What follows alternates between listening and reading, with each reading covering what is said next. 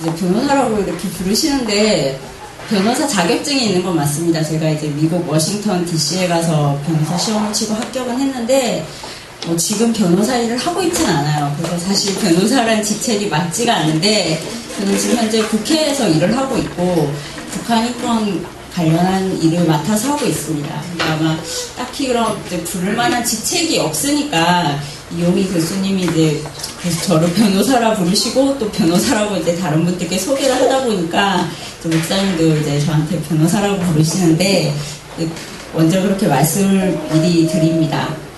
제가 강의도 이제 준비해 왔는데 제가 이제 교회를 찾아봤어요. 제가 저기 여의도에서 여기까지 제가 차가 최근에 생겼어요. 어떤 저희 교회 이제 집사님이 그냥 공짜로 저한테 차를 주셨거든요. 근데 아마 이제 멀리까지 강의하러 다니라고 이제 하나님께서 주신 것 같아요. 그래서 제가 한 2시간 가까이 막 이제 처음 오는 길을 오다 보니까 정말 긴장을 많이 했어요. 또 좀 무섭더라고요. 여기 이제 경기도로 나오기 시작하니까. 그래서 아직까지 좀 긴장이 됩니다. 제가 이제 의정부 조문나무교회를 이렇게 찾아보다가 이제 블로그를 봤어요. 보니까 뭐 이제 북한에 대한 이제 기도 제목도 올라와 있고 또 이제 북한 정치범 수용소에 대해서도 이렇게 쭉 적어놨더라고요. 그래서 제가 이걸 보면서 이분들이 이제 북한에 대해서는 그냥 보통 사람들보다는 많이 알고 있구나. 그래서 지식적인 것을 나누기보다는 정말 하나님의 마음을 이제 나누고 기도하는 시간을 가지면 되겠다 이렇게 생각하고 왔습니다. 제가 들어와서 보면서 저희 어머니가 이제 제가 초등학교 때 신학교를 가셔서 전도사님이 되셨어요. 특별히 어떤 사명을 받아서 그렇게 하신 것 같진 않고 그냥 이제 성경이 알고 싶어서 신학교를 가셨다고 하더라고요. 그리고 나서 이제 전도사님이 되시고 이제 하나님의 부르심을 쫓아가다 보니까 이제 교회 개척을 하셨어요. 이제 주변 분들이 이제 권유로. 근데 그때 처음 이제 제가 초등학교 때 어머니가 처음 세웠던 교회가 이런 상가 건물 4층에 있었거든요. 그래서 그때 생각이 좀 많이 납니다, 지금. 제가 뭐 여러 가지 얘기를 하기 전에 조금 이제 많은 분들이 물으세요. 어떻게 이제 북한 쪽으로 일을 하시냐 이렇게 묻는데 그래서 제가 좀 짧게 제가 어떻게 북한 쪽으로 하나님께서 인도해 주셨는지 얘기를 좀 하고 싶어요. 제가 지금 32살인데 그러니까 저도 사실 북한에 대해서 잘 몰랐고 별로 관심도 없었어요. 근데 이제 대학원을 한동대에 갔어요. 한동 이제 국제법률대학원, 한동 그러니까 로스쿨이죠. 미국 로스쿨이 이제 한동대에 있는데 거기에 이제 진학을 하면서 그냥 그때는 이제 좀 공부를 하고 싶은 마음에 진학을 했어요. 근데 그때 이제 한동대에 가니까 막 그 학부생들이 지금도 할 거예요. 매일매일 점심시간마다 북한을 위해서 기도를 한다고 그러더라고요. 근데 그것도 참 저한테도 되게 놀라웠어요. 일주일에 한 번도 아니고 어떻게 매일 점심마다 모여서 기도를 할까. 그런 생각도 좀 들었고 또 학교에 탈북자가 가끔씩 왔어요. 그래서 이렇게 탈북자를 이렇게 직접 볼 수 있구나 이런 생각도 했고 그래서 제가 이제 1학년 1학기를 마치고 저희 동기들이 되게 신앙심이 좋았어요. 공부는 못했는데 그래서 저희가 다 같이 이제 여름방학 때 기도원에 갔어요. 그때 이제 기도를 하는데 저는 그때 되게 이제 공부도 많이 힘들고 다 영어로 수업을 하는데 저는 외국에 나가본 적도 없고 그것도 너무 힘들고 또 학비도 다 대출받아서 다니는데 엄마 아빠도 너무 힘들어하고 그런 것들이 되게 부담이 많이 있었어요. 그래서 좀 그런 것을 해결받고 싶어서 사실 이제 같이 기도를 하러 갔는데 한참 이제 기도를 하다가 꽤 오랜 시간이 지났는데 하나님이 이렇게 말씀을 하시더라고요. 지혜야, 내가 사랑하는 한 영혼이 있는 곳에 가겠냐? 이렇게 물으시더라고요. 그래서 제가 딱 그 음성을 듣는 순간 너무 속상했어요. 어떻게 나한테 이런 얘기를 하시지? 이런 생각이 막 물었어요, 제가.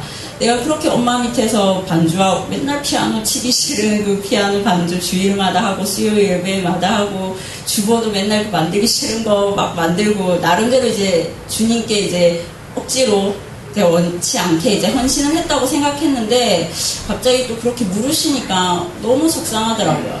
뭘 또 이렇게 원하시나. 그래서 막 울었어요. 그러다가 이제 한참 울다가 하나님이 뭐 더 얘기도 안 하시고 그러니까 한참 울다가 그냥 하나님이 이길 수 없다는 생각에 그냥 그 제가 대답을 하기 전에 도대체 하나님이 사랑하는 한 영혼이 어디 있을까 생각해봤어요. 하나님이 사랑하는 영혼이 어디 있을까. 근데 첫 번째가 떠올랐던 게 이제 감옥이었고, 이제 두 번째가 저 아프리카 오지였어요. 더 속상해서 막 울었어요. 내가 이제 막 이상한 데 가는 거 아닌가, 막 그런 생각에.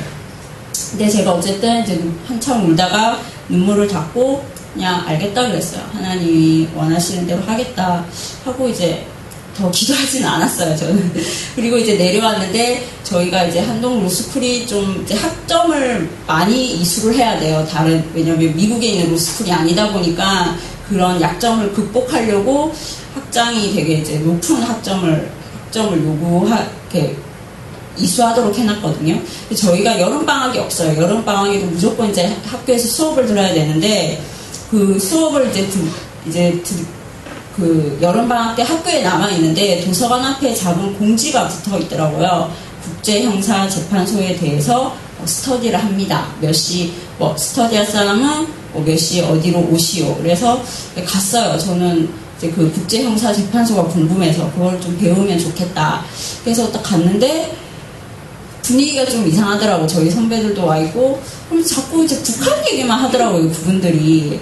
그래서 왜 이 사람들이 자꾸 북한 얘기만 하지? 이렇게 생각을 했는데, 이제 그 중에 김미영, 나중에 이제 한동대 교수님이 되신 분인데, 그때는 제 선배였어요.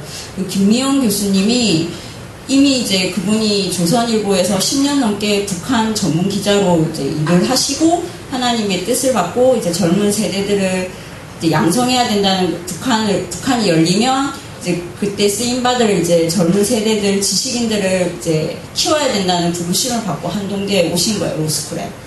그래서 그런 학생들을 이제 모으려고 그 스터디 그룹을 만든 거예요. 근데 북한에 대해서 배웁니다 하면 아무도 안 올 걸 알고 일부러 국제형사재판소에 대해서 배웁니다 이렇게 한 거예요. 근데 저는 좀 황당했어요. 뭐야? 이러면서 왜 ICC에 대해서는 안 하고 왜 자꾸 북한 얘기만 해? 근데 또 이제 생각해보니까 뭐 북한이 남의 나라도 아니고 뭐 통일이 될 건데 뭐 배워도 나쁘지 않겠다 이렇게 생각을 하고 계속 그 그룹에 남아 있었어요. 그리고 이제 저희 동기 오빠랑 같이 이제 끼리끼리 모여서 이제 그러면 너희가 이제 스터디를 해라 이렇게 숙제를 막 내주고 그랬거든요. 그때 제 동기 오빠랑 같이 썼던 게 이제 북한 정치범 수용소에서 일어나고 있는 반인도 범죄, 그러니까 거기서 일어나는 살인, 고문, 구타, 강간 이런 공개 처형 이런 것들을 가지고 국제형사재판소에 김정일을 기소할 수 있는가라는 이제 페이퍼를 썼어요. 근데 그때는 정말 열심히 썼어요. 근데 지금 생각해보면 좀 어설픈데 되게 웃긴데 그때는 정말 어쨌든 열심히 썼어요. 그렇게 이제 거기서 그런 공부를 하고 또 학교에 계속 탈북자가 오니까 이제 탈북자도 만나서 얘기도 하고 그 탈북자가 지금은 연합뉴스 기자가 됐거든요. 그래서 그리고 2학년 때도 또 거기 남아서 이제 계속 이제 북한 스터디를 하고 그리고 3학년 때는 이제 하나님께서 더 큰 이제 믿음의 도전을 하라고 하셔서 이제 교환학생으로 미국에 갔어요. 그때 사실 저희 엄마는 되게 반대했어요. 그냥 돈도 없는데 안 가면 안 되냐, 지금도 충분하지 않냐 했는데 그냥 제가 하나님이 다 해주실 거다 하는 아주 어리석은 생각을 가지고 물론 하나님이 다 해주셨는데 가서 엄청 고생을 했어요. 정말 딱 200만 원 들고 갔거든요. 갔는데 이제 학비를 내라는 거예요. 그래서 그때부터 이제 내가 정말 어리석었구나 이 생각을 했어요. 근데 어쨌든 하나님이 보내주셨다고 믿고 이제 그 한인교회에 나가면서 그 한인교회 목사님이 새벽기도를 유일하게 하시는 분들이었거든요. 보통 미국 한인교회가 새벽기도는 잘 하지 않아요. 근데 어쨌든 그 목사님 부부는 거의 10년 넘게 거기서 이제 새벽기도를 하셨어요. 그래서 무조건 차를 타고 가야 했어요. 전 선택권이 없었어요. 그래서 맨날 차 타고 가면 막 울었죠. 하나님 또 학비 내야 되는데 난 정말 돈이 없다고. 그러면 진짜 하나님께서 학비를 보내주셨어요. 같이 간 언니 교회에서도 제가 다달이 냈는데 한 달치 내주고, 또 그 다음 달에는 그 한인교회가 되게 참 형편이 좋진 않았는데도 그분들이 헌금 모아서 내주고, 또 그 다음 달에도 또 같이 간 언니 교회에서 또 한 번 내주고, 그 다음에는 이제 아버지가 좀 이제 소일거리를 하기 시작해서 또 좀 보내주시고, 그렇게 해서 이제 1년을 미국에서 마쳤어요. 근데 사실 저는 그게 너무 한 학기를 하고 나니까 못하겠더라고요. 이게 너무, 물론 제가 돈을 버는 것도 아니고 제가 돈을 만들어내는 것도 아니지만 마음도 너무 힘들고, 정말 이건 사람이 할 짓이 아니다. 하나님, 정말 나는 갈 수만 있다면 다시 한국으로 돌아가고 싶다 했는데 비행기표를 살 돈이 없어가지고 못 갔어요. 그래서 어쩔 수 없이 이제 1년을 지냈어요. 1년을 이제 마치고 이제 12월 달에 졸업을 하고 2월 달에 이제 변호사 시험이 있거든요.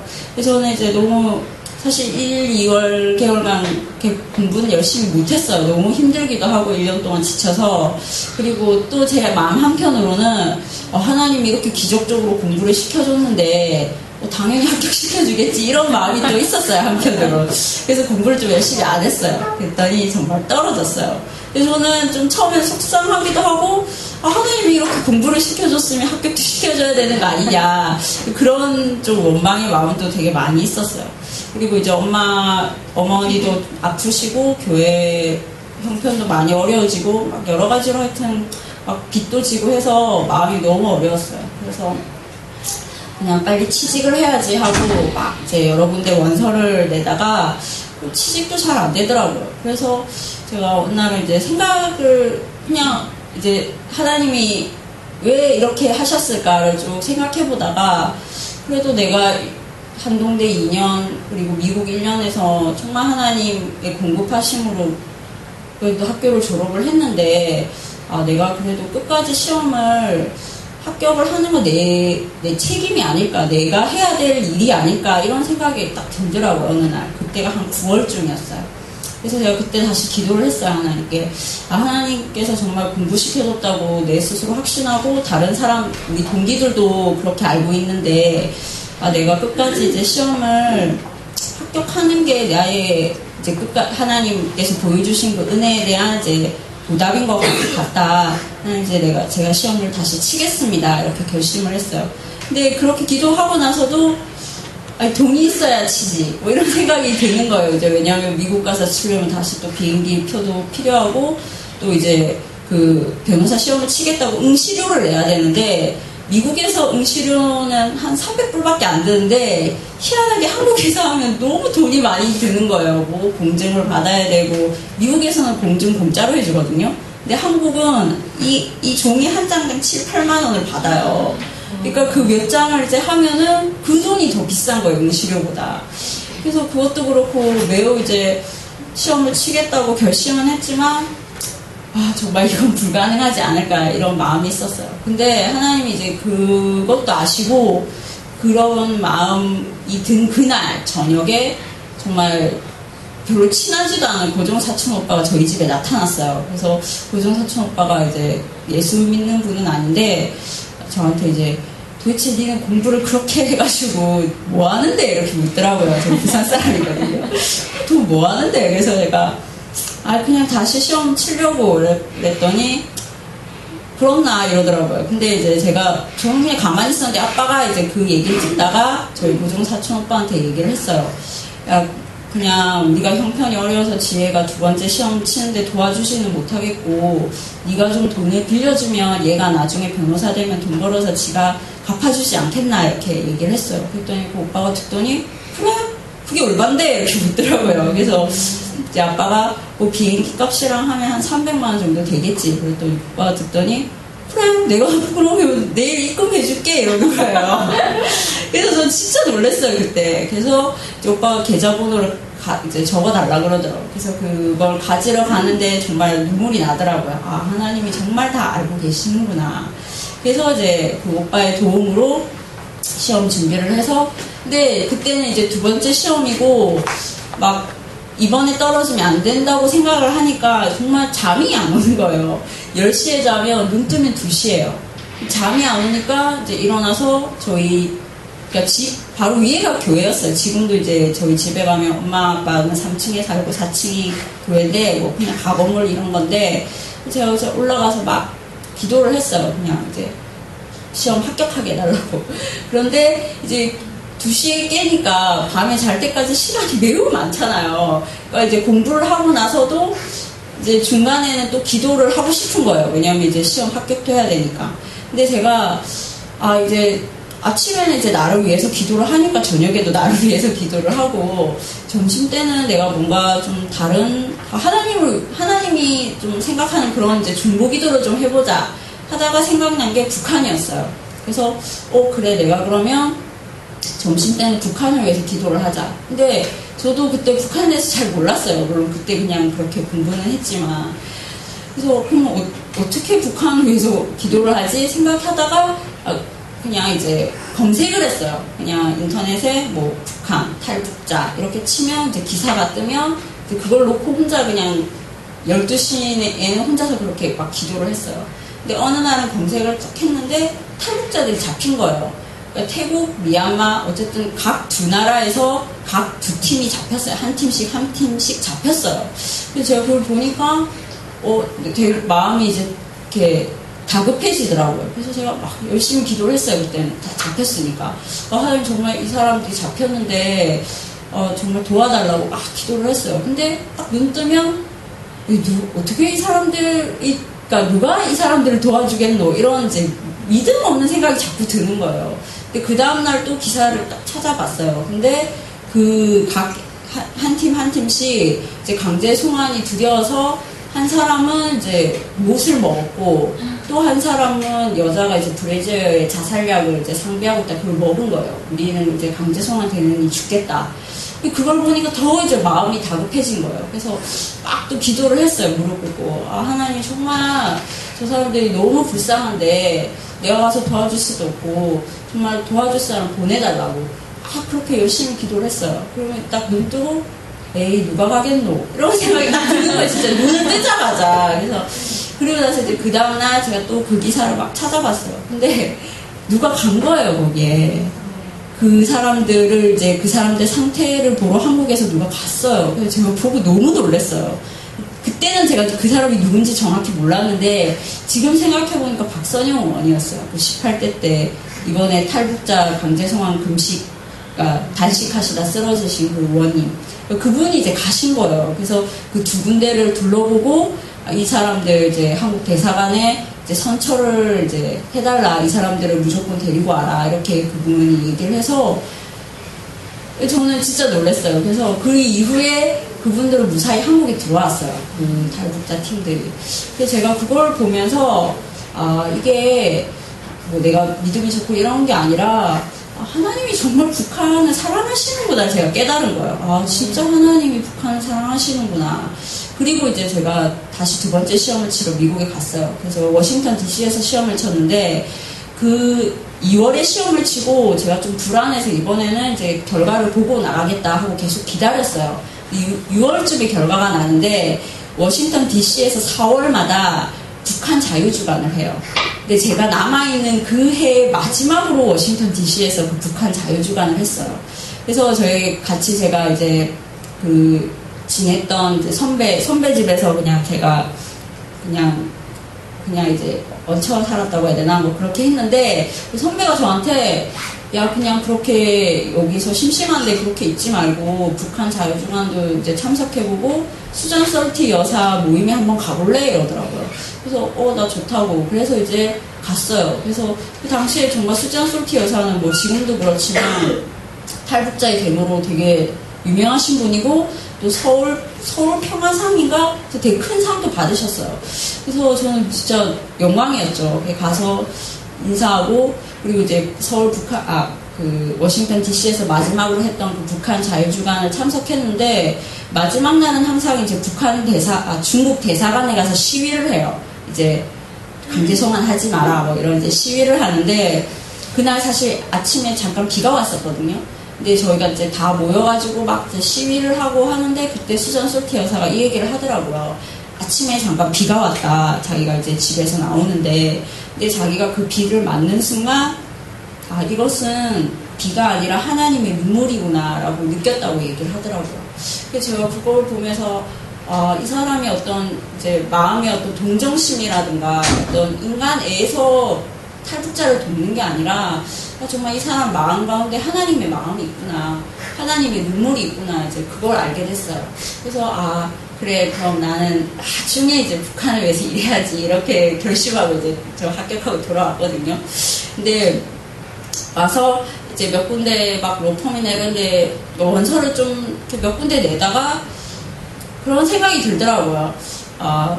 하나님이 정말 공부를 시켜줬고 또 엄마가 그렇게 이제 사명자로 살아온 모습을 이제 쭉 봐오다 보니까 하나님이 나에게는 다른 길을 예비하신 건 아닐까 어느 날 그런 생각이 들더라고요. 한 일주일간 이제 원서를 좀 써내다가 그래서 제가 이제 일주일 동안 그렇게 이제 하다가 그런 생각이 들어서 제가 다시 저희 그 집 위에 있는 교회에 가서 무릎 꿇고 기도를 했어요. 하나님, 저는 하나님이 좀 예비한 다른 길이 있는 것 같습니다. 제가 로펌이나 이제 대기업 이런 데 원서를 더 이상 넣지 않겠습니다. 하나님이 사랑하는 한 영혼이 있는 곳에 가겠습니다. 이렇게 기도를 했어요. 이것도 엄청 울었어요. 서러워서. 왜 나는 이래야 되나? 막 이러면서. 왜 나는 다른 사람들처럼 좋은 데 가서 돈 많이 벌면 안 되나? 뭐 이런 생각에 엄청 울었었어요. 근데 그 다음날 그 김미영 교수님, 저희를 그 북한으로 이끌었던 그분이 전화가 왔어요. 그 다음날. 그래서, 결국 그 한동안 정말 서로 2년 동안 연락도 없었는데, 갑자기 전화가 와서, 그냥 그렇게 부산에 있지 말고 서울에 와서 구직 활동하면서 여기 북한 민주화운동본부 좀 도와줄래? 이러더라고요. 네, 그랬더니 북한 민주화운동본부가 사실은 북한 정치범 수용소에서 나온 사람들이 만든 단체야. 그래서 수용소를 해체하는 곳이야. 너 옛날에 수용소 논문도 썼잖아. 와서 좀 도와줘. 이렇게 얘기를 하더라고요. 그래서 그래 도와주는 거야 나쁘지 않으니까 알겠다 그랬어요. 도와줄게요. 그래 내가 그럼 그 대표님께 네 책상 만들어 놓으라고 할게. 이제 전화를 끊었어요. 그리고 이렇게 이제 북한 단체에 가나 이런 생각을 했는데 그 대표님이랑 이제 또 서로 연락을 주고 받으면서 그 면접을 봐야 되니까 금요일 날 좀 이제 만나기로 했어요. 그럼 제가 금요일 날 이제 서울에 올라가겠습니다. 이렇게 얘기를 하고 근데 중간에 그 금요일이 되기 전 중간에 모르는 번호로 전화가 왔어요. 전화를 받았더니 탈북자라고 그러더라고요. 저는 부산에 사는 탈북자인데 이지혜 씨 얘기를 들었다. 북한을 위해서 일한다고 들었다. 그때 일하고 있지도 않는데 그분이 이게 만나고 싶다는 거예요, 저를. 그래서 제가 알겠다고 하고 이제 만났어요. 만났더니 이제 그분이 이제 자기 탈북한 얘기 막 하시면서 막 우시더라고요. 막 우시다가 갑자기 이제 마지막에 지혜 씨가 정말 그런 북한에 대한 마음이 있는 것 같은데 그것은 절대 지혜 씨의 마음이 아니라 하나님이 주신 거다. 그런 딱 마지막으로 그 얘기를 하시고 이제 헤어졌어요. 그래서 그 마음을 듣는 순간 진짜 하나님이 그냥 이쪽으로 인도를 하시는구나와 동시에 그냥 나를 좀 위로해 주신다라고 생각을 했어요. 그리고 이제 그 김태진 대표를 만났는데 그분은 이제 실제로 평양 근처 평성이라는 곳에 태어나셨고 그 어머니가 6.25 참전 용사여가지고 굉장히 그 평성에서 그러니까 평양이랑 가까운 곳인데 어쨌든 굉장히 대우를 받으면서 살았던 분이에요. 근데 이제 중간에 자꾸 이분이 뭔가 북한이 굉장히 폐쇄되어 있잖아요. 그때만 해도 훨씬 더 폐쇄되어 있는데 자꾸 뭔가 다른 세계가 궁금했대요. 왜 북한만 이럴까 과연. 그래서 좀 이제 중국에 가고 싶은 마음이 자꾸 이제 마음에 생겨서 어떻게 중국에 넘어갔다가 이제 잡힌 거예요. 그래서 이제 정치범 수용소에 3년 동안 있다가 이제 풀려 나오신 분이에요. 그래서 이분을 만났는데 이분이 이제 중국에서 선교사를 만나서 이제 거기서 엄청 신앙생활을 열심히 하셨나 봐요. 그러다가 이제 한국에 들어오셔서도 그 예수님이 너무 좋아서 이제 이 충신대에 들어가서 신학 공부를 하시다가 계속 이제 목회를 하고 싶은데 자꾸 이제 이 수용소에서 나온 사람들이 같이 단체를 하자. 또 당시에는 미국에서 돈도 많이 줬어요. 이 탈북자들 단체 활동을 많이 하라고. 북한 정권을 무너뜨려야 되니까. 그래서 이제 이분도 잠깐 그걸 접어두고 이제 이 단체를 하셨던 거예요. 이제 제가 딱 만났는데, 제가 이분을 딱 만나는 순간에, 제가 이분이 하나님이 사랑하시는 한 영혼이 아닌가 이런 마음에 감동이 오더라고요. 그래서 제가, 대표님, 혹시 그냥 이렇게 봉사해줄 사람이 아니라, 정말 직원이 필요하시면은 제가 이제 직원을 일하고 싶다고. 근데 저도 너무 집안이 어려워서 이제 돈을 너무 아예 안 받고 봉사처럼 할 수는 없고, 정말 그냥 서울에서 생활할 수 있는 최소한의 생활비만 주시면 내가 서울에 와서 이 단체에 일하겠다고. 그랬더니 이제 그 대표님이 그럼 좀 생각해보겠다고 하신 거예요. 근데 나중에 이제 저한테 얘기하시는 게 자기도 너무 고민이 됐대요. 왜냐면 진짜 이 사람 변호사라고 하니까 그래도 다른 사람보다 변호사가 오면 자기 단체가 좀 살지 않을까 이런 생각도 좀 들고, 또 변호사니까 그래도 최소한 100만 원을 줘야 되지 않을까? 이런 생각을 막 들었다는 거예요. 근데 이제 그 단체 통장에는 한 200몇만 원이 있었던 거예요. 그래서 자기 혼자는 그렇게 고민을 하다가 하나님이 절대 자기를 실망시키지 않을 거라는 믿음이 왔대요. 그래서 저한테 이제 전화 온 거예요. 같이 일하자고.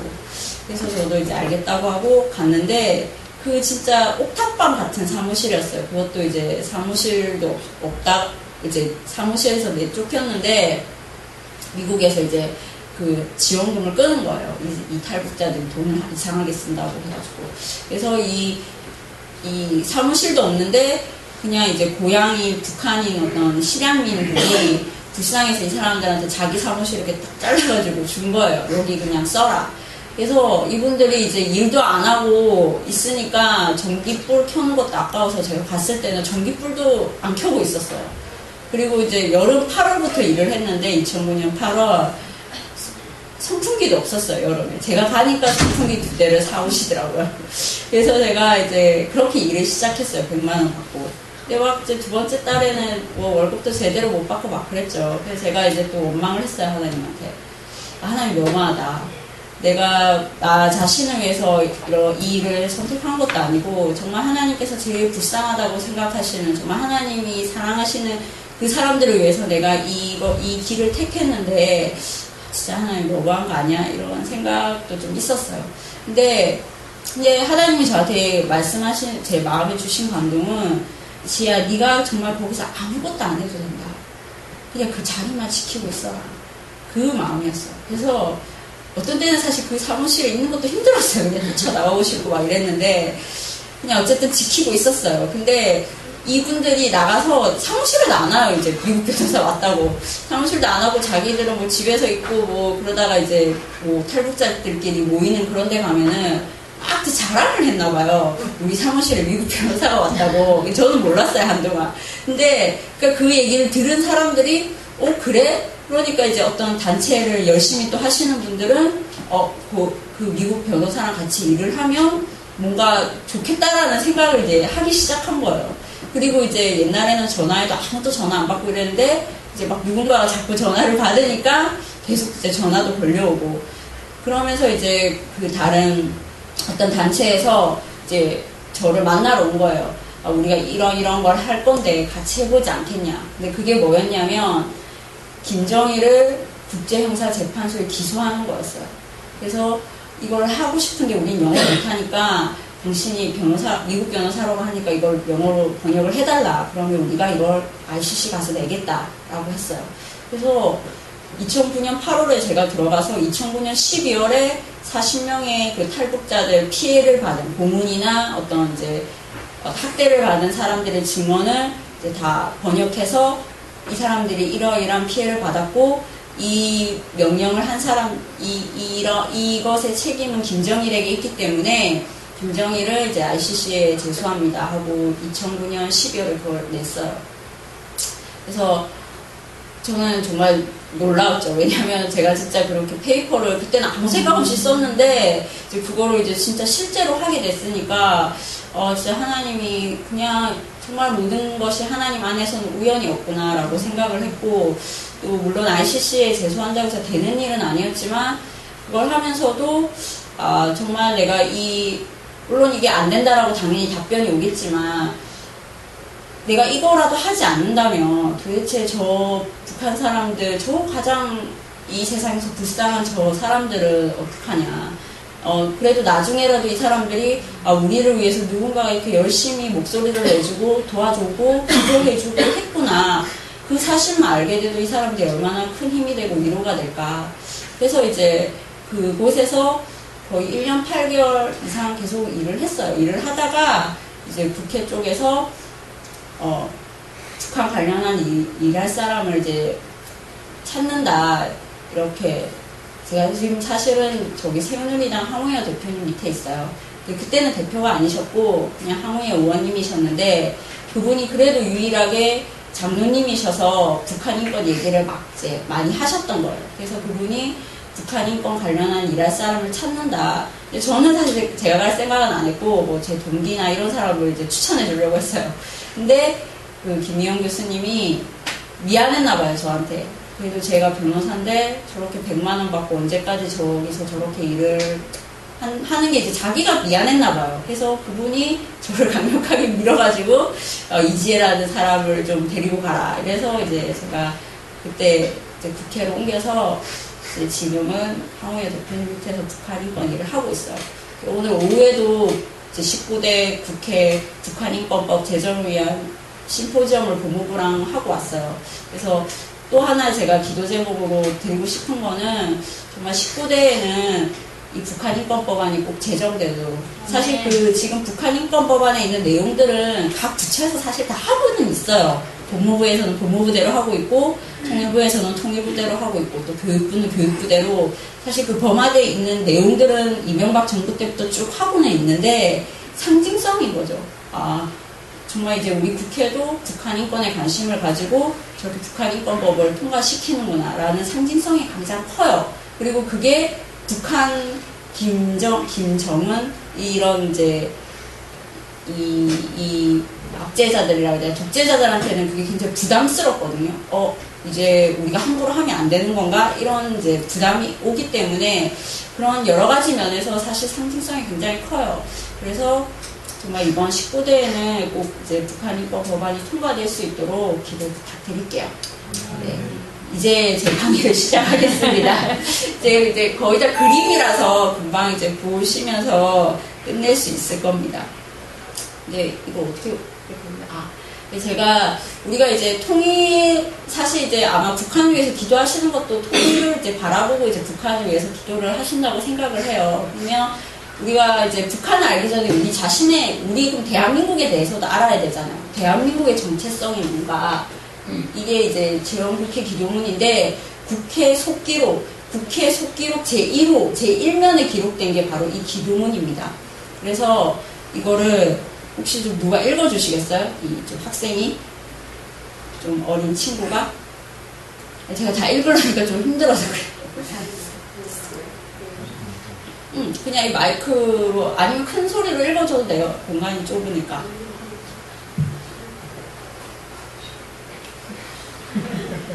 주영이가 이거랑 주영이가 크게 읽어. 아니요.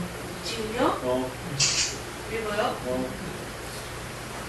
이 우주와 만물을 창조하시고 인간의 역사를 섭리하신 하나님, 이 민족을 돌아보시고 이 땅에 복을 내주셔서 환희에 넘치는 오늘이 있게 하시고 진심으로 감사합니다.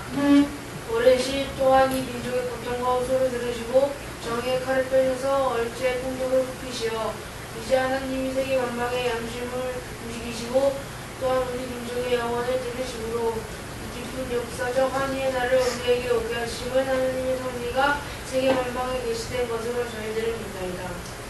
또 있어요. 이렇게. 하나님이시여 이로부터 남북이 둘로 갈린 이 민족의 어려운 고통과 수치를 시면하여 주시고 우리 민족 우리 동포가 손을 맞잡고 웃으며 노래 부르는 날이 우리 앞에 속히 오기를 기도하나이다. 하나님이시여 원치 아니한 민생의 돛달이 길면 길수록 이 땅에 악마의 권세가 확대되나 하나님의 거룩하신 영광은 이 땅에 오지 않을 수밖에 없는 줄로 저희들은 생각하나이다. 원컨대 우리 조선국민과 함께 남북 통일을 이루옵소서. 또한 우리 민생의 공락과 언론, 세계 평화를 허락해 주옵소서. 네. 이게 지금 1948년 5월 30일 날 국회의원으로 뽑힌 모든 사람들이 국회에 모여서 이렇게 기도를 했어요. 근데 그때 이승만, 그 당시 국회의장이었던 이승만 대통령이 이렇게 얘기를 했어요. 뭐 국회의원들이 다 기독교 믿는 거 아니잖아요. 근데도 여기 분명히 종교가 어떠하든지 간에 이러한 강복이 온 것은 우리의 힘으로 된 것이 아니기 때문에 우리가 다 일어나서 하나님께 기도하자. 그리고 그 당시 국회의원이자 목사님이셨던 그 이윤영 목사님이 이렇게 대표 기도문을 하셨어요. 이게 지금 저희 대한민국 속기록 1번에 기록이 돼 있어요. 그래서 이게 대한민국의 정체성이에요. 이 기도문을 쭉 읽어보시면 알겠지만 사실 대한민국은 처음 이 대한민국 탄생과 함께 하나님께 올려진 거예요. 우리가 알든 모르든 원하지 않든 이승만 대통령과 그 국회의원들이 하나님께 이 대한민국을 올려드린 거예요. 그래서 이 대한민국은 하나님의 것인 거죠. 그리고 사실 거의 기독교 국가예요, 대한민국은. 사실은. 왜냐하면 굉장히 기독교인들도 많고, 또 여기서 마지막에 기도문을 보시면 조선 독립관계 남북 통일을 주시고 민생의 복락과 언러 세계 평화를 허락하여 주시옵소서. 그래서 하나님께서 우리에게 민생의 복락을 주셨어요. 이 기도를 들으시고. 근데 아직 남북 통일은 이루어지지 않았어요. 그래서 이것은 우리가 선택을 하든 안 하든 건 상관이 없는 거예요. 이렇게 우리 이미 그 당시 정말 우리의 믿음의 선조들이 기도를 했기 때문에 하나님이 계속 듣고 계시고 응답하시려고 기다리고 계시는 거예요. 하나님이 안 해주시는 게 아니라 하나님은 해주고 싶은데 하나님이 도리어 이 남북 통일이라는 선물, 그 응답을 해주시려고 하나님이 계속 인내하면서 기다리고 계신 거예요, 지금. 근데 이제 때가 오고 있어요. 이거는 저희 대선이 2012년 12월 19일에 대선이 있었잖아요.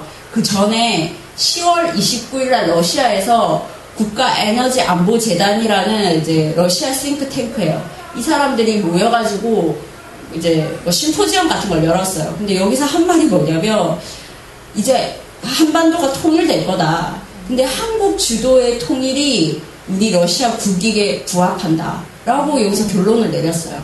그리고 이틀 뒤에 10월 31일 날 중국에서도 열렸어요.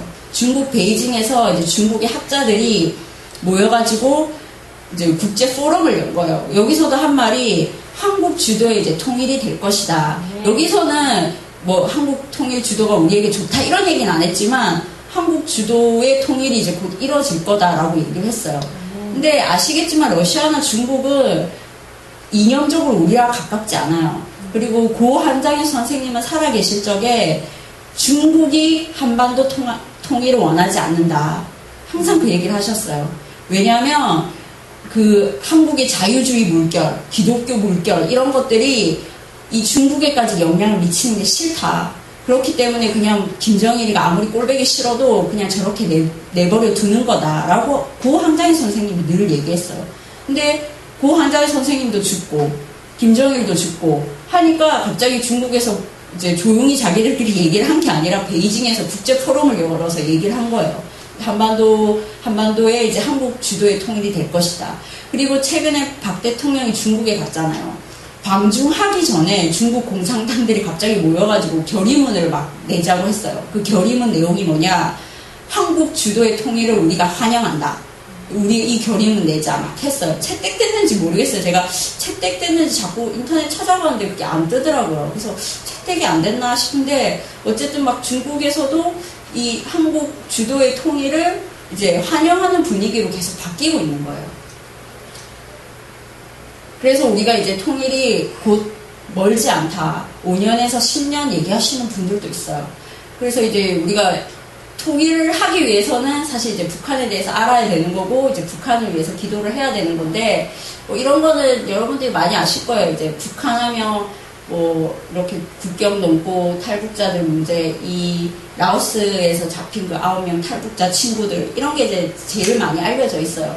근데 북한의 이 상황들이 사실 뭐 기아, 탈북, 인권 탄압 이런 게 그냥 뭐 이제 따로 떨어진 문제가 아니라 3대 세습을 하고 이제 그 권력을 유지해야 되다 보니까 인권 탄압하는 거예요. 왜? 그 3대 세습을 비판하면 안 되니까. 비판하는 사람들 인권 탄압하는 거예요.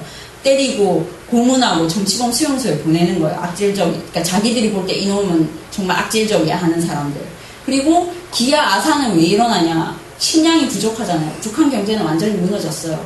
아주 오래전에 김일성이 사망한 이후에 사실 다 무너졌다고 보시면 돼요.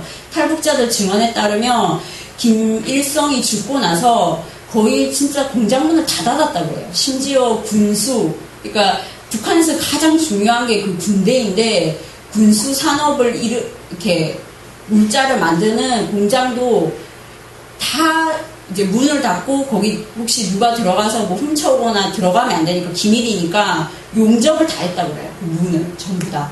그랬는데 탈북자들이 다 하나같이 그 얘기를 해요. 김대중이 방문한 이후에 갑자기 공장 문을 열었다 그래요. 그 군사 제가 군사 용어는 잘 모르겠지만 어쨌든 군 무기를 만드는 무기 공장이 문을 열기 시작했다고 해요. 그러니까 이제 탈북자들은 정말 막 이제 가슴을 쳐요. 그때 정말 그 고비만 넘었어도 북한이 완전히 무너졌을 텐데 김대중이 왔다가 바람에 이게 지금 북한이 안 무너지고 버텨내고 있다고. 근데 어쨌든 이제 식량이 부족하니까 북한은 사회주의라서 다 동일하게 나눠주거든요. 배급제를 실시했어요. 왜냐? 밥을 우리가 누가 뭘 하나 주면 고맙잖아요. 그죠? 그러니까 김일성, 김정일한테만 고맙다는 마음을 갖게 하기 위해서 배급제를 다 실시한 거예요. 그래서 한날 한시에 학생들한테도 학용품을 똑같이 나눠줘요. 김정일 장군님이 너희에게 주신 것이다. 그러면 어때요? 받을 때 김정일 장군님 감사합니다 하고 받는단 말이에요. 그러니까 그런 식으로 배급제, 심지어 정말 간장, 고추장 이런 것도 다 나라에서 줬어요. 그 한날 한시에. 근데 이 경제가 다 무너지니까 줄 수가 없잖아요. 그럼 어떻게 해야 돼요? 자기들이 볼 때 충성하지 않는 사람부터 이제 끊는 거예요, 식량을. 그러니까 북한이 처음 이제 나라를 세울 때 김일성, 김정일 부자에게 충성하는 사람들은 다 평양에 살게 했어요. 그리고 그 나머지 사람들은 이제 적대 계급일수록 저 국경지대에 다 보냈거든요. 그리고 이 적대 계급보다 더 심한 종자들은 이제 정치범 수용소에 가둔 거예요. 그러니까 국경 지역부터 다 이제 배급을 끄는 거예요. 그러니까 국경 지역에 있는 사람들이 중국에는 쓰레기만 뒤져도 먹을 게 있대. 그 말을 듣고 이제 두만강, 압록강을 넘기 시작한 거예요. 그러면 이제 탈북자들 나가면 또 잡히죠. 그러니까 이 일들이 그냥 악수가 아닌 거예요. 끊임없이 이루어지고 있는 겁니다. 이 3대 세습 우상, 그러니까 이 3대 세습을 유지하기 위해서 그런 건데, 뭐, 많이 아실 거예요. 제가 빨리 넘길게요. 이건 김일성 시신이에요. 사람이 죽으면 어디로 갑니까? 무덤에 가야죠. 근데 지금 북한은 김일성, 이제는 김정일 시신을 그대로 썩지 않게 보존하고 있습니다. 그 썩지 않게 보존하는데 시신을 이제 보존하기 위해서 시신을 이제 만들어야 되잖아요. 보존하기 위한 어떤 그런 이제 형태로 만들기 위해서 들어가는 돈이 100만 달러예요. 감이 안 오시는구나. 100만 달러면 우리나라로 11억이에요. 그러니까 11억으로 이제 일단 시신을 썩지 않게 만들어요. 그 다음부터 이제 연간 이 시신이 썩지 않게 돈을 80만 달러씩 부어요. 80만 달러가 지금 우리나라 하나로 9억 3천만 원이에요. 그러면 이제 시신이 2개니까 1년에 이 시신에 들어가는 돈만 18억 6천만 원이에요. 계속 유지를 하고 있는 겁니다. 그리고 그것만 있는 게 아니에요. 북한 전역에는 김일성, 김정일 우상이 엄청 많아요. 2만 5천여 개가 넘는다 그래요. 그러면 이 뭐 작은 거, 큰 거 막 각양각색으로 다 있어요. 각양 각종 모양으로. 이 크기를 비교가 되시나요? 엄청 커요. 저런 것들이 아주 많이 있어요. 그리고 저런 우상만 있는 게 아니라 영생탑도 있어요. 저 영생탑에는 뭐라고 적혀 있냐? 이것도 이제 온 동네에 다 세워두는데 이 영생탑에는 위대한 김일성 동지는 영원히 우리와 함께 계시다 라는 문구가 다 쓰여져 있어요. 김일성이 죽고 나서 만들었거든요. 영원히 우리와 함께 계시다. 이 성경 구절에 있는 말이에요. 뭘까요? 영원히 우리와 함께 계시다. 성경에 있는 말이에요. 이사야서에도 나오고 마태복음과 누가복음에도 나오는 말이에요. 임마누엘, God with us. 김일성 with us예요. 저기는. 이런 것들 다 세우는 거예요. 근데 이제 김정일이 죽었잖아요. 그러니까 이제 우상을 쌍둥이로 만드는 거예요. 우상도 쌍둥이로 이렇게 막 만드는 거예요. 엄청 크죠? 이런 걸 이제 계속 세우는 거예요. 김정은이 이제 자기의 권력을 공고화하기 위해서. 이렇게 쓴 데만 최근에 320억 원을 들였다 그래요. 그러니까 이제 뭐 이 인민들이 굶어 죽고 하는 건 안중에도 없어요. 자기 권력 유지를 위해서. 그래서 이 권력을 유지하기 위해서 저렇게 이제 우상도 세우고 하지만 또 하나 중요한 게 이제 정치범 수용소예요. 북한 사람들이 어렸을 때부터 가장 많이 듣는 말이 부모님으로부터 말 조심해라. 말 잘못해서 한 가족이 그냥 어느 날 보면 사라진 거예요. 북한에는 실종자가 되게 많아요. 이제 탈북자들 보면은 어렸을 때, 아니면 어쨌든 그 성장해 가면서 그냥 마을에 사라진 가족 전체가 그냥 사라지는 경우를 많이 봤다 그래요. 근데 사실 북한 사람들이 정치범 수용소에 대해서 잘 몰랐어요. 북한에서도 굉장히 그러니까 기밀이거든요, 이거 자체가. 그래서 그냥 사라졌다, 그냥 실종자가 많이 있다라는 정도만 알고 그냥 뭐 어딘가 돌아올 수 없는 곳에 갔다.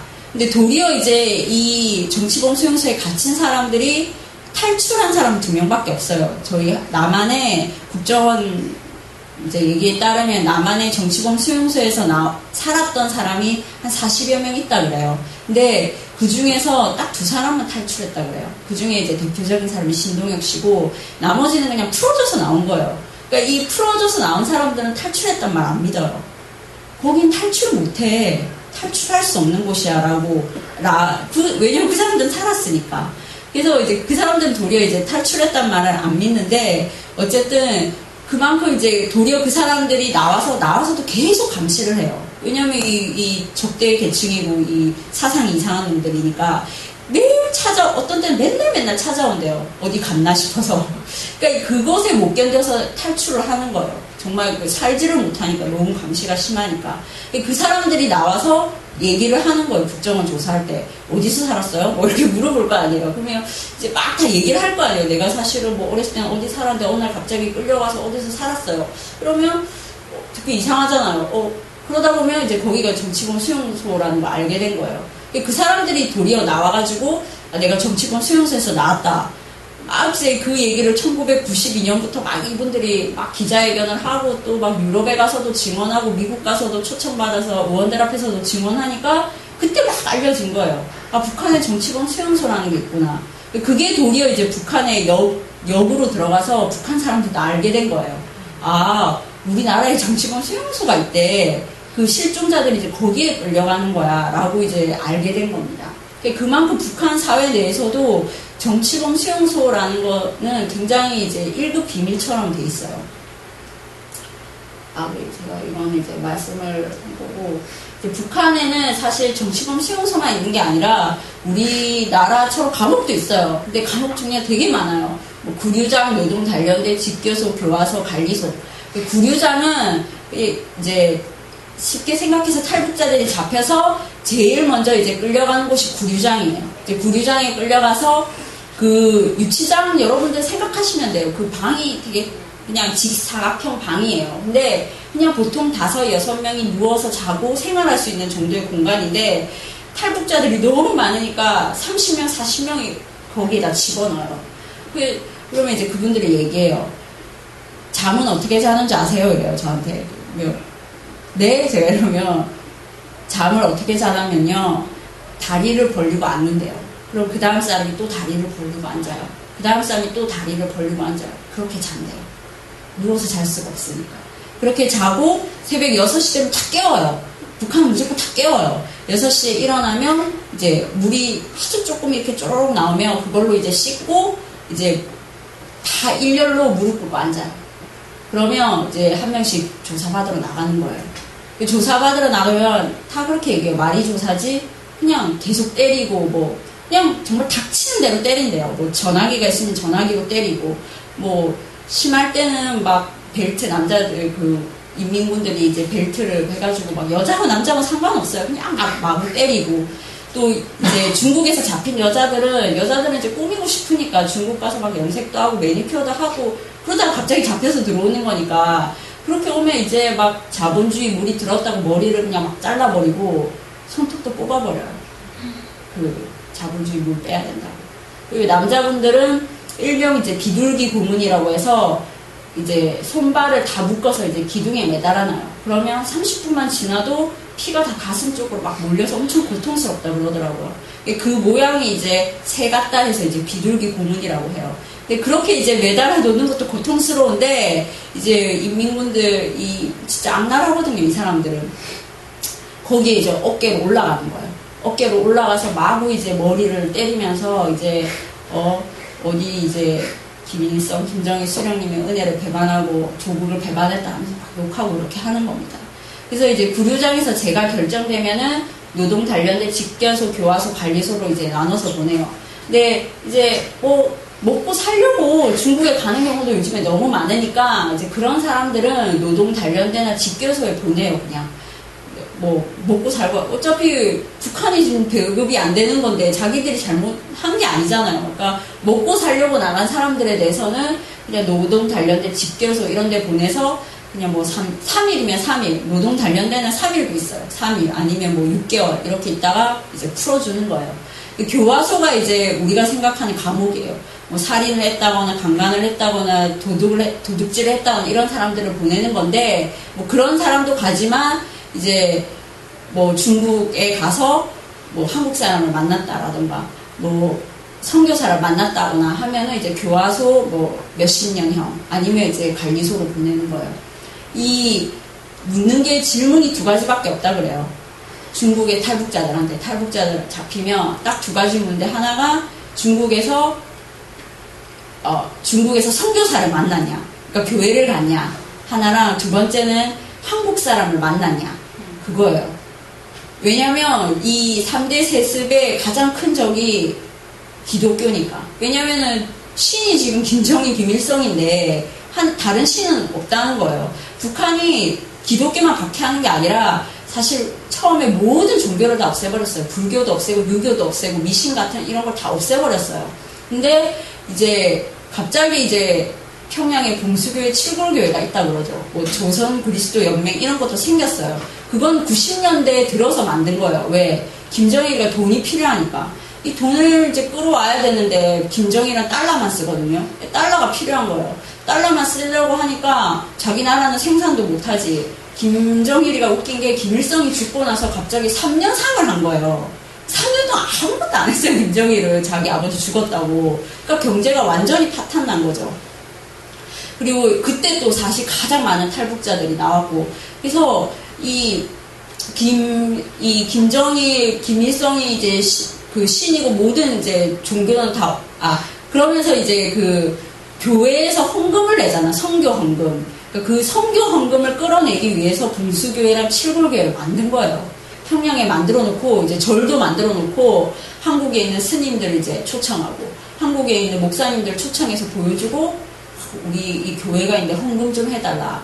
그래서 이제 그 헌금을 모으기 위해서 사실 만든 거지, 북한은 종교 자체를 인정하지 않아요.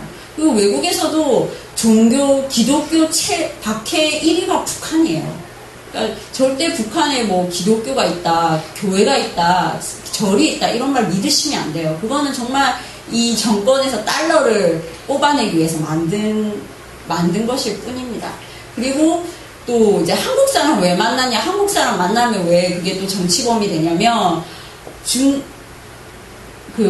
북한은 굉장히 폐쇄적이기 때문에 사실 북한에서는 라디오만 들어도 잡혀가거든요. 정치범 수용소에. 그 라디오도 오직 이제 북한 방송만 들어야 되고, 북한에는 TV 채널도 하나밖에 없어요. 그게 뭐게요? 조선중앙방송. 그거 하나밖에 없습니다. 그거 외에 다른 거 보면 정치범 수용소에 끌려가요. 그만큼 폐쇄적이에요. 왜냐면 정말 북한 그 구호들 프로파간다로 굉장히 많이 하거든요. 지금도 막 이제 걸려 있는데 뭐라고 쓰여져 있냐면 인민의 낙원, 북조선. 암흑의 땅, 남조선. 그렇게 가르쳐요. 그래서 그 어렸을 때 7살 때부터 애들 이제 막 유치원에 끌려가서 배우는 게 북한이 가장 좋은 나라라고 배워요. 가장 행복한. 그거 보면 유치원에 우리는 가장 행복합니다. 이런 구호도 걸어놓고 유치원에. 그래서 한국 사람 만나는 것도 정치범 수용소로 정치범이 되는 거예요. 왜냐면 한국 사람만 봐도 알잖아요. 우리보다 좋은 옷 입고 있네. 시계 찬 것만 봐도 우리보다 잘 사나 보다. 북한이 거짓말한 걸 한순간에 알게 되잖아요. 한국 사람을 만나면. 그래서 그게 이제 정치범이 되는 겁니다. 그래서 무조건 이제 때리면서 묻는 게 한국 사람 만나냐, 이제 선교사 만나냐, 그것만 질문하는 거예요. 그래서 한국 사람을 만났다, 아니면 한국으로 가려고 했다, 중국에서 선교사를 만났다, 중국에서 성경 공부를 했다고 하면 이제 관리소로 가게 됩니다. 이 관리소가 북한의 정치범 수용소인데, 이 정치범 수용소에 가장 제가 봤을 때 여러 가지 특징들이 많이 있는데, 그 중에 악질적인 게 저 3가지예요. 첫 번째가 종신형. 한 번 들어가면 못 나와요. 그러니까 물론 이제 풀어주는 경우는 아주 이제 미미한 정치범의 경우에 이제 풀어주는 거고, 한 번 들어가면 못 나와요. 완전 통제구역이라고 얘기합니다. 두 번째는 강제 노동이에요. 죽을 때까지 일시켜요. 우리는 지금 일주일에 5일만 일하잖아요. 근데 북한 정치입니다. 1년 365일, 일주일 7일, 새벽 4시, 5시에 일어나서 그 할당량 다 채울 때까지 일해야 돼요. 그럼 그 할당량이 얼마냐? 여름에는 풀베기를 시켜요. 풀이 많이 나니까. 그러면 이제 낯을 줍니다. 가서 풀 베라. 그럼 하루에 할당량이 한 사람당 얼마인지 아세요? 얼마일까요? 한 사람한테 하루에 이제 풀을 몇 킬로그램 베어와. 그 할당량이 얼마일까요? 200kg입니다. 예, 정말 상상을 초월하죠. 그렇게 일을 시켜요. 그만큼 강도 높게. 그런 일뿐만 아니라 안에서 이제 그 안에 자체가 이제 마을이거든요. 완전 큰 마을이기 때문에 공장도 짓고 집도 짓고 막 그래요. 그러면 이제 3교대로 이제 한다고 하는데 그 사람 정치범 수용소, 그러니까 정치범인데 사람이 아니거든요. 그러니까 정말 죽든지 상관 안 해요. 그럴 정도로 심하게 일을 합니다. 또 나무 이제 나중에 보면 알겠지만 이 수용소들이 좀 산골에 있어요, 다. 그래서 광산에 가서 이제 탄광 캐는 일, 아니면 나무 베는 일, 굉장히 힘든 노력을 시켜요. 그러니까 그 일을 하다가 죽는 경우도 많고, 그냥 진짜 밥 먹다가 죽는 경우도 많고, 자다가 죽는 경우도 많습니다. 그런 이제 강제 노동. 그 다음에 3번째가 가장 제가 정말 비인간적이고 악질적이라고 생각하는 게 3번입니다. 연자제. 그 정치범만 가두지 않아요. 정치범의 3대, 할머니, 할아버지, 엄마, 아빠, 형제, 자매, 아들, 딸, 심지어 손자, 손녀도 다 가둬요. 왜냐면 이거 김일성이 1972년도에 이런 교시를 내립니다. 정치범은 그 3대 가족을 철저히 완전히 제거해야 된다라는 교시에 따라서 지금까지도 시행되고 있어요. 그래서 지금 한국에 들어온 유명한 정치범 생존자 중에 강철한 씨는 9살 때 들어갔어요. 자기 9살이 어떻게 정치범이에요. 근데 그냥 자기 말로는 할아버지가 뭔가 이제 죄를 지은 것 같다. 왜냐면 할아버지가 갑자기 사라졌대요. 할아버지가 한동안 안 나타나더니 갑자기 집에 그런 이제 군인들이라고 해야 되나? 그런 사람들이 지프차를 몰고 와서 자기 가족들을 다 지프차에 태워서 이제 요독 수용소에 갔다라고 증언을 하거든요. 그러니까 무슨 죄를 지었는지 누가 죄를 지었는지 알려주지도 않습니다. 그냥 이제 다 어느 날 다 이제 가는 겁니다. 그러면 그런 정치범 수용소가 북한에는 몇 개나 있느냐? 6개 얘기하는 경우도 있는데 지금은 이제 14호 개천, 15호 요독, 16호 화성, 22호 해령, 25호 청진 이렇게 있다고 합니다. 근데 최근에 이제 기사 검색해보면 수용소 몇 개 없어졌다고 해요. 그래서 북한 사람들이 공포에 떨고 있다. 왜 갑자기 수용소가 없어졌을까? 다 굶어 죽었나? 다 굶어 죽었다는 말도 있고, 아니면은 이제 북한 정권이 자꾸 이제 여러 가지로 압박이 들어오니까 국제사회로부터 다 이제 몰살시킨 거 아니냐, 이런 이제 소문들이 조금씩 있나 봐요. 그래서 해령 수용소가 없어졌다는 말도 있고, 여러 가지 지금 소문들이 있는데 사실 그건 정말 뭐 북한에 가봐야 알 수 있을 것 같습니다. 근데 대략적으로 한 다섯 개가 있다라고 알고 계시면 되고요. 원래 이 전부 다 사실은 완전 통제구역이라고 해서 한번 들어가면 못 나와요. 근데 유일하게 이 요독관리소에만 조그맣게 현명한 구역을 만들었어요. 이 요독관리소가 평양이랑 제일 가까운데, 이제 평양의 고위급들이 정치범이 되면 이제 요독으로 가요. 제일 가까우니까. 근데 어느 날 김정일이 보니까 이거 3대를 다 잡아가니까, 자기한테 충성한 사람이 자기 아들 때문에 잡혀 가는 거예요, 자꾸. 그러니까 김정일이가, 이러면 내가 자꾸 적이 많이 생기지 않을까? 이런 생각을 어느 날 한 거예요. 그래서 이제 명령을 내렸어요. 그냥 다 가두지 말고, 그 중에 그냥 어떤 경우는 그 정치범만 이제 보내서 나오게 하든지, 아니면 그 가족을 다 보내도 그냥 풀어줘라. 김정일이가 이제 풀어줘라 하면 이제 풀어주는 거예요. 그렇게 이제 요독관리소 현명한 구역에서만 이제 사람들이 나오는 겁니다. 그 사람들이 나와서 한국에 탈출해서 이제 내가 정치범 수용소에서 나왔다라고 증언을 하는 것이고, 신동엽 씨만 유일하게 저 14호 개천관리소 완전 통제구역에서 태어났다라고 자기가 증언했어요. 내가 태어나서 26년을 거기서 살다가 이제 탈출했다라고 얘기를 해요. 그래서 이제 진짜 이제 정치범 수용소에서 나온 사람들 안 믿어요. 말이 안 된다. 나올 수가 없다. 우리가 1년에도 몇 번씩 탈출한 사람들 잡혀가지고 공개 총살당한 거 몇 번이나 봤는데 말이 안 된다 얘기하는데, 뭐 이제 어떤 사람들은 가능할 수도 있지 않겠냐. 아니면 신동희 씨도 이제 신앙을 갖고 있어요. 그래서 나와서 물론 이제 신앙심을 갖게 된 거지만, 하나님이 정말 그렇게 해줄 수 있는 거 아니냐, 이렇게 이제 말씀하시는 경우도 많이 있어요. 그래서 이제 이 요독수용소에 대해서만 우리가 가장 많은 정보를 알고 있기 때문에, 이제 요독수용소를 통해서, 정치범 수용소가 저런 곳이구나라는 걸 알게 된 겁니다. 이게 이제 위성에서 찍은 요독수용소의 정문이에요. 이쪽이 문이고, 이 사각형은 고위원들 집이에요. 이 관리소를 지키는 사람들 집.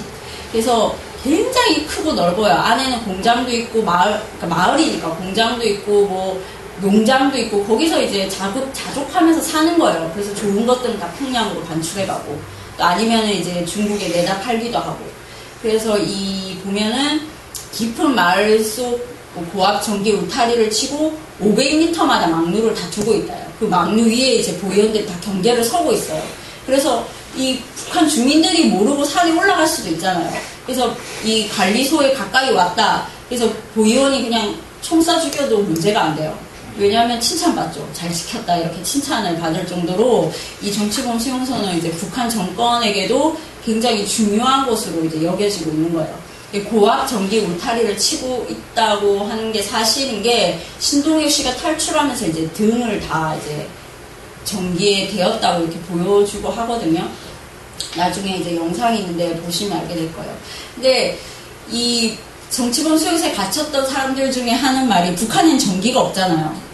아시죠? 북한은 전기 안 들어와요. 평양에도 전기 잘 안 들어와요. 뉴스 할 때만 전기 넣어줘요. 그래서 뭐 김정은이가 오늘은 어디 가서 시찰을 했나느니 그것만 딱 보여주고 전기 끊어버려요. 근데 그 수용소에 있는 사람이 한 말이, 자기가 있는 동안에 한 번도 정전이 된 적이 없다고 그래요. 그 정도로 철저하게 관리하고 있는 거예요. 이 정권에게는 정말 중요하기 때문에. 그래서 이거는 이제 증언이에요. 처음에 이제 들어갈 때 증언인데, 이제 그냥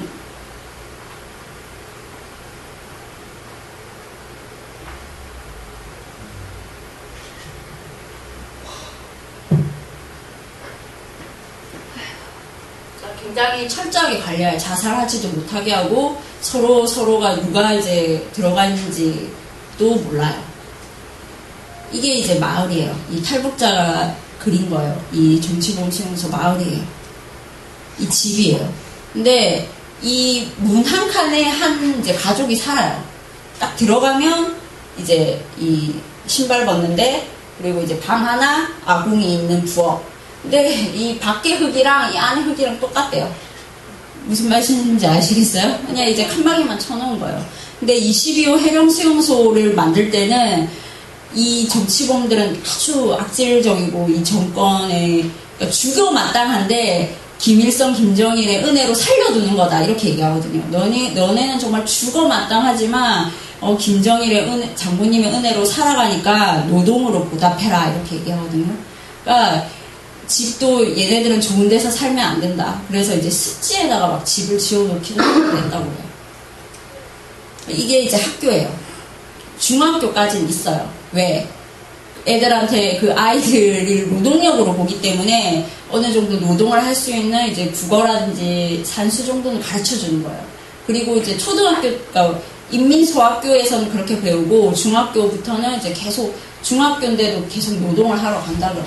그러니까 정치범 수용소 안에서 그렇다는 겁니다.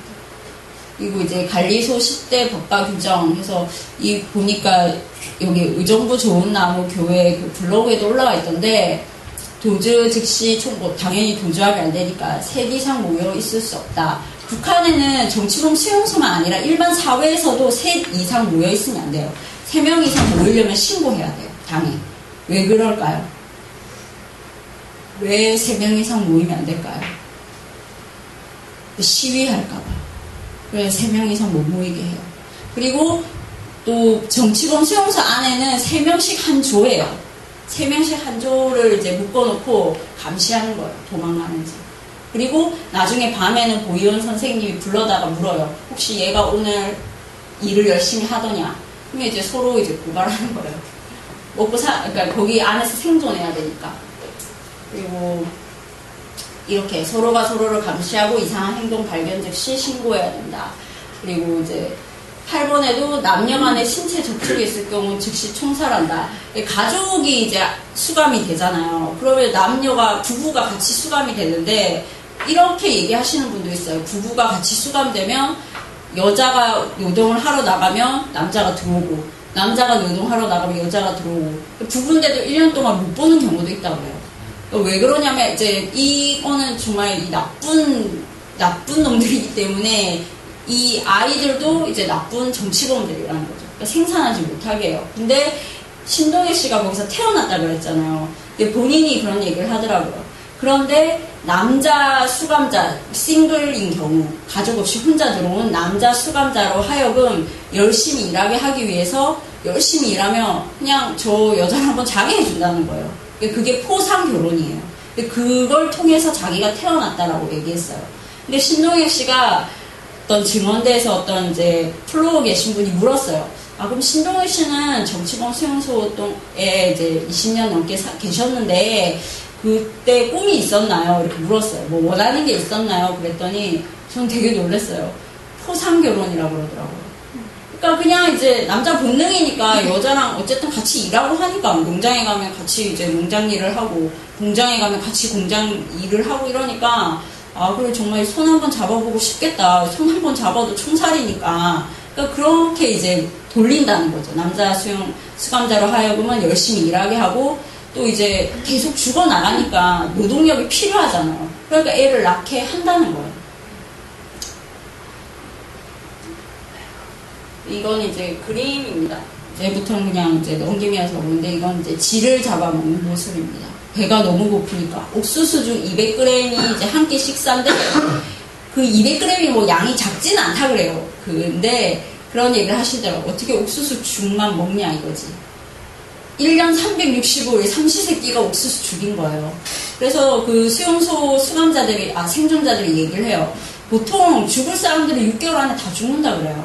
왜냐면 이미 너무 고문을 많이 받고 들어오는데 옥수수죽이 이제 안 받는 거죠. 그런 사람들은 설사병이나 뭐 여러 가지 병으로 6개월 안에 다 죽는다 그래요. 근데 이제 6개월 이상 산 사람들은 거기서 10년이고 20년이고 산대요. 근데 이제 영양이 너무 부족하다 보니까 고기가 먹고 싶으니까 쥐도 잡아먹고 개구리도 잡아먹고 뱀도 잡아먹고 심지어 풀도 뜯어먹고 다 해요. 너무 배가 고프니까. 이거는 이제 풀 뜯어먹다가 걸려서 이제 맞는 거예요. 풀 뜯어먹었다고. 이거는 이제 안에 농장이니까 돼지도 키우고 소도 키우고 다 키워요. 그러면 이제 돼지 먹이를 이제 몰래 저렇게 먹는 겁니다. 그리고 이제 도망하면 잡혀서 저렇게 이제 공개 총살을 시켜요. 그러니까 경고하는 거예요. 너네도 도망갈 생각조차 하지 마라. 도망가면 이렇게 죽는다. 그렇게 이제 하는 거.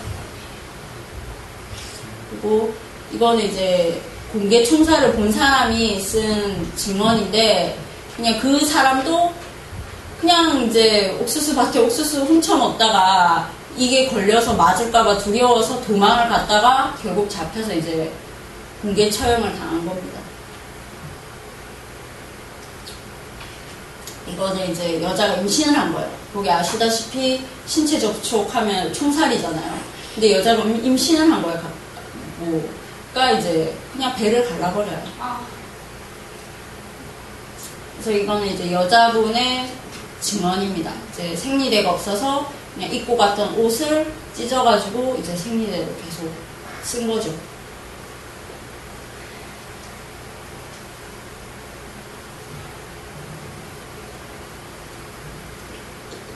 그리고 이제 항상 배고프고 영양이 부족하니까 항상 춥다 그래요. 여름에도 막 옷을 껴입고 그러니까 몸에서 한기가 도는 거죠. 그래서 항상 추운 거죠, 이 사람들이. 이거는 이제 신숙자 씨와 오혜원, 오기원 사진인데 이거 요독 수용소에서 찍은 거예요. 제가 모셨던 대표님이 이 가족들이랑 같이 있었어요. 이 아이들은 이 요독 수용소에 들어갔을 때 만 9살, 만 11살이었어요. 이 가족은 사실 독일에서 태어났어요. 이 딸들은 독일에서 태어났고 아버지 오길란 박사님이 한국에서 남한에서 독일로 유학 가서 그때 한참 독일로 파독, 강부, 간호사 많이 보냈잖아요. 거기 이제 독일로 파견된 간호사랑 결혼을 해서 예쁜 두 딸을 낳았어요. 근데 이제 당시에 그분이 너무 먹고 살기 힘든데 이제 북한 요원이 이 사람이 똑똑하니까 독일에서 경제학 박사를 마치자마자 갑자기 이제 접근을 한 거예요. 북한으로 들어와라. 그러면 우리가 김일성 종합대학에 교수직을 주겠다. 근데 당시 아내가 아팠어요. 근데 너네 아내는 최고의 이제 의료 서비스를 해주겠다. 근데 이제 부인은 반대를 했어요. 거기 가면 이제 결국에는 우리 모두가 이제 망하게 될 거다 했지만 이 오길란 박사님은 북한에 대한 좀 한상이 있었던 거예요. 왜냐면 이제 북한 요원들이 막 벤치 끌고 오고 이러니까 북한이 되게 잘 사나 보다 이제 현혹이 된 거죠. 그래서 결국에는 북한에 들어갔어요. 들어가서 뭐 교수직 이런 거 주지 않고 이제 아주 그냥 별거 아닌 라디오 방송국의 앵커 같은 걸 시킨 거예요. 근데 그 라디오 방송이 북한에서 남한으로 쏘는 거였어요. 그래서 이제 대남 선전용을 시킨 거죠. 이렇게 남한 가족들이 북한이 너무 좋아서 들어왔다 이렇게 선전용으로 이 가족들을 써먹은 거예요. 그러다가 이제 북한에서 지령을 다시 내려요. 오길란 박사한테 가서 너희와 같은 유학생 부부들을 더 데리고 들어와라. 근데 북한에는 그 한 사람만 보내요. 가족들은 다 인질로 잡아두거든요. 그러니까 예컨대 베를린에서는 전지현이랑 하정우가 같이 나왔잖아요. 그러니까 그건 있을 수가 없어요. 보내면 하정우만 보내는 거예요. 전지현은 인질로 잡아둬요. 그렇게 뒀는데 이 부인이 우리만 이렇게 망하면 됐지 왜 남의 유학생 부부까지 망하게 하냐. 차라리 네가 탈출해서 우리를 이제 구출해라 이렇게 얘기를 해요. 그래서 그 오길란 박사님이 1988년 89년 그때 이제 코펜하겐 공항에서 탈출에 성공해요. 그리고 이제 가족들을 보내달라고 계속 애원을 했는데 가족들이 너를 만나기 싫어한다. 북한은 무조건 그렇게 얘기하거든요. 가족들이 너를 만나기 싫어한다. 근데 알고 봤더니 수용소에 갇혔던 거예요. 그래서 이 사진을 찍어서 오길란 박사님한테 주고 가족들이 여기 북한에 있는데 들어와라 이제 회유하려고 이 사진을 줬는데 그거를 이제 제가 같이 일했던 김태진 대표님이 보시고 이거 요독 수용소에서 찍은 건데 그러니까 이제 이 가족들이 요독 수용소에 갇혔다는 게 이제 다 알려지게 됐어요. 작년에 사실 이 가족들 구출 운동이 굉장히 이제 크게 일어났었고 북한에서 유일하게 대답도 했어요. 가족들이 살아있다. 두 딸이 살아있다. 하지만 아버지를 만나기 원치 않는다. 이렇게 답변을 해줬어요. 그래서 저도 사실 지금은 사실 정치범 수용소 단체를 떠났기 때문에 그 어떤 이제 구체적인 일을 하고 있진 않지만 저도 마음에 늘 이제 이 두 딸이 남아있어요. 그래서 저도 사실 매일 이 두 딸들을 위해서는 기도해요. 정말 이제 살아있게만 해달라고. 그 아버지도 그렇게 얘기하고 그 모습이 짐승 같아도 사람 안 있게 해달라. 만나면 이제 사람처럼 만들면 되니까 만나서. 그러니까 이 가족들과 정치범 수용소라는 것 자체가 그냥 뭉뚱그려서 기도하는 게 쉽지 않잖아요. 근데 이 오혜원, 오규원 이 두 자매는 좀 기억해 주세요. 그래서 정말 내 딸이라고 생각하시고 기도 좀 해주세요. 정말 이 두 딸들이 살아나온다면 그게 정말 이 정치범 수용소 무너뜨리는 이제 시작이라고 생각해요. 그래서 예, 어떻게 해요? 같이 기도를 하면 되나요? 예. 아, 네네네. 그래서 같이 어쨌든 짧게 기도라도 같이 했으면 좋겠습니다. 이 반주 좀 해주시겠어요?